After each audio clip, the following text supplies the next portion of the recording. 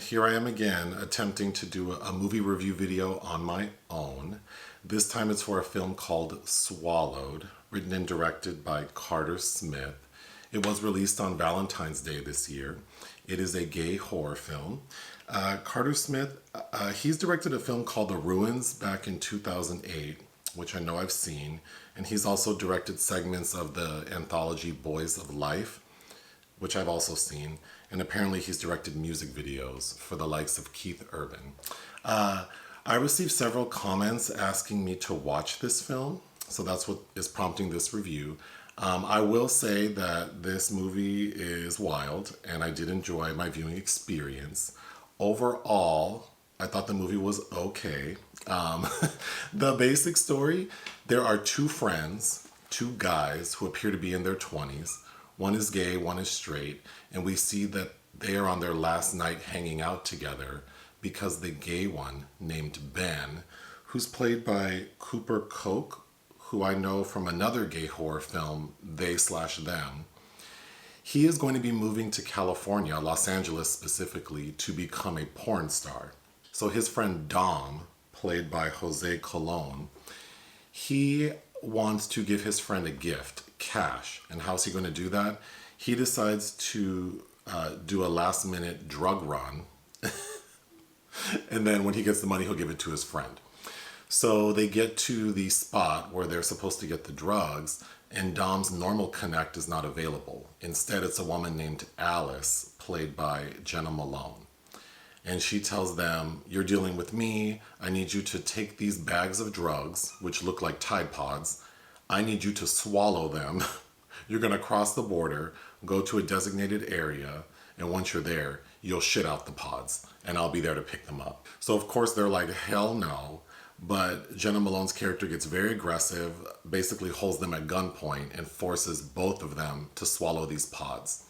And she has very specific instructions on what to do once the pods are passed. So these two cross the border successfully, get to the designated spot, which is a rest area. And I have a lot of questions about how the digestive system works, and I would love for like a gastroenterologist to comment below, but it's all on the same night, so maybe like an hour or two at the most have passed when they get to the rest area, and Dom immediately goes into the bathroom to pass the pods. And while they're in there, a guy who they're calling Redneck comes in, and he's super homophobic, and he suspects these two are being sexual in the bathroom, so he assaults Dom, like punches him in the stomach, which causes one of the pods to rupture. So now Dom is in pain. He's clearly affected by whatever drug is in the pod. So Ben is trying to get away when Alice, Jena Malone's character, shows up and freaks out because she's like, what happened? I need these drugs. I have to deliver them to my boss. But clearly Dom is in really bad shape. So she agrees to take him to the hospital, but not before she makes a pit stop. So she arrives at this cabin in the woods during daylight hours, so it would appear several hours have passed, and Dom is in really bad shape. And she forces Benjamin to basically like reach up into his ass to pull out the remaining pods, because we did see that one of the pods did pass at the rest area. And it's important to know that when we see that pod, we see that it's not like powdered drugs in there, it's like an insect. So she explains that this insect secretes some hallucinogen like when it bites you, not unlike those frogs people lick. So they're attempting to pull out the remaining pods when Alice's boss shows up, played by Mark Patton, who we know from Nightmare on Elm Street 2. And he shows up looking like the only gay cowboy, and he gets into an altercation with Alice, kills her. Dom dies because he's overdosed. So now it's just Ben and Rich, Mark Patton's character, in this cabin. And Rich is a creep. He's also obviously gay, and he basically wants to have sex with Ben. Even though Ben still has these pods like lodged in him. So he forces Ben to get naked, get in the bathtub, and while Ben's preparing to do that, he grabs a pair of tweezers and ultimately seduces rich enough that he's able to stab him in the neck with those tweezers. But that does not incapacitate Rich. But it does give Ben enough time to escape the cabin. But then he decides to come back because he can't get the car to start. So Ben ends up incapacitating Rich, takes a bug out, which bites Rich. And then Ben drags Rich's body while he's still awake, but paralyzed, because we understand that the drug is kind of like if you mix Molly with Viagra plus like a paralytic. And Ben throws Rich's body in the outhouse hole. The end. And then during the credits, we see that Ben did make it to Los Angeles, and now he's a porn star. He's at like the Gay Vienna Awards, where he's been nominated for like Best Newcomer. This movie was wild. I think the idea is really interesting. I'm absolutely here for gay horror films. However, I do feel like the first act of the film provided a lot of really good tension, and I really liked this dark mood. And then when we get to the second half, which is basically when Mark Patton shows up, it kind of turns into like a nonsensical camp fest that I think really deflated the momentum of the first half. But let me go through my notes. So I kept thinking, like, I don't know how they were so easily able to swallow these Tide Pods. But it's also right before that that we see that Ben thinks his friend is straight. And he's shocked to hear that his friend Dom says he loves him. So I thought that added a lot of interesting texture to a story about two guys making a stupid decision and then all the things that could come from that. So I actually kind of really enjoyed the story between the two of them before everything went haywire. Okay, I really need someone to explain to me how quickly these Tide Pods could pass through the body. Because I guess it would make sense to me that something that is not digestible would pass faster than something that is. But like after an hour or two, that just seems too rapid. Especially when Ben, who it seems like almost like, several hours have passed because we go from night to day, he hasn't passed any of the pods yet. I found that really distracting. I liked the performances from both Cooper Koch and Jose Colon. I thought they had a lot of really good chemistry. I also thought Jena Malone did a really great job. I was distracted by how dirty Dom's fingernails were, which is funny to me because when Ben starts reaching into Dom's ass to pull out these pods, it's a little too clean for me. Like, not to be super nasty, but it was very clean, which I thought was funny considering that the guy with the dirty ass fingernails has a really clean ass. The drug, because it has an aspect of like it has this Viagra component, we see that we get a lot of like male nudity, and Dom is like erect for a good portion of the first part of the movie. And I would imagine it's a prosthetic. It's very large, which I thought was funny. There's also, I appreciated that, this gay horror film where it involves people sort of like having like ass play. It wasn't done in a way that I thought was cheap or tacky. So I really did appreciate that. There is one funny line where Alice tells Ben when she's forcing him at gunpoint to like reach into his friend's ass. She goes, "You probably have more experience doing this kind of thing." I did think that was funny. I also thought Jena Malone's character was written really well because she's very aggressive, as would make sense.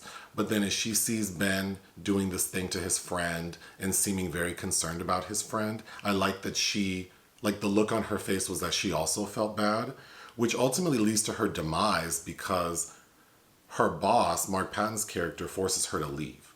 But then she decides not to, like she does, and then returns and they get into an argument. And then we hear a gunshot. And when Mark Patton returns to the cabin to tell Ben, he says, "Oh, well, she pulled a knife out on me." Whether or not that's true. But we see that now Jena Malone's character is dead. Again, as more bags come out, I kept thinking these bags are too clean. Mark Patton's performance is very shrill. He does do a good job seeming like a creep, but I felt like his acting was not on the level of the other three main characters, so that was disappointing. Um, a point is made more than once that the bags have to be handled with great care. They have to be kept at a certain temperature. And when Rich finally gets all of the bags, the way he dumps them into this refrigerator I thought was funny because he's not taking much care at all. I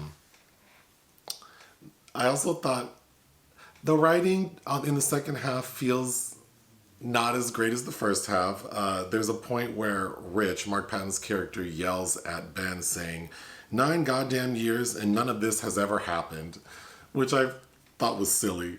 I also thought that it was interesting how when they see that one of the bags is in fact broken inside of Dom, meaning that one of the bugs got out in his body, they seem so surprised, but it's so obvious when Dom first gets punched and he seems like he's affected by drugs, that it was clear that the bag had broken inside of him. So I thought that was kind of a weak plot point. There is a really sweet moment when Ben realizes Dom has died, that he's holding him, and then he does end up giving him a very sweet kiss. Again, they're like the Rich character I think is just kind of silly. At one point we see him crying about him shooting Alice and him saying he's not a bad person and forcing Ben to say he's not a bad person. Again, I did question why is it taking so long for Ben's pods to pass, considering that Dom was able to pass them pretty quickly. When Rich is trying to seduce Ben, at one point he asks him if he would like for him to make him some spaghetti. Again, just adding to the camp factor. And then he's offering him like an alcoholic beverage, and it would appear that this drug cabin has a full bar. When Ben is in the bathtub and Rich is bathing him, I thought that scene was effective, but I did think it was funny that that bath water was so nasty. Then there's a point when Ben is attempting to seduce Rich, that it appears that Rich is kind of onto his game. So then Ben says, I need to pee. And Rich lets him leave the cabin to go to the outhouse. I thought that was so silly. Like, wasn't he afraid that Ben might try to run away or get something to defend himself with? I would have just assumed that he would say, go pee in the bathtub before I would let you just walk out of the cabin. So I thought that plot point was weak. Rich explains that not only does the drug serve, or the bug's bite serves as a hallucinogen, euphoric feelings, but it all and provides a 9-hour erection and causes the person to be paralyzed. And I just thought this drug sounds awful. When Rich is stabbed with the tweezers, he's not incapacitated. In fact, he takes like a piece of fabric and ties himself an ascot. I thought that was pretty silly.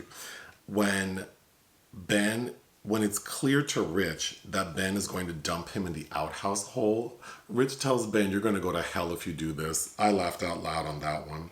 And then my last note is that while Ben is on the red carpet during the end credits, there is a drag queen interviewing him. And her drag was crunchy, but I thought she provided a really meme-worthy shot where Ben gets a little emotional talking about the people who helped him and believed in him to get to where he is now. And clearly he's talking about his dead friend Dom. And while he's getting emotional at this like gay porn red carpet event, the drag queen is giving him the funniest look. So I hope that I can find an image of that because it's pretty priceless.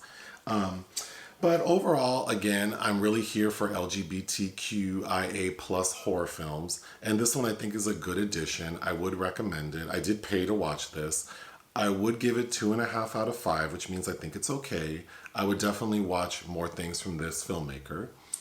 But that's all I have. Hit the thanks button. Listen to our podcast. Bye.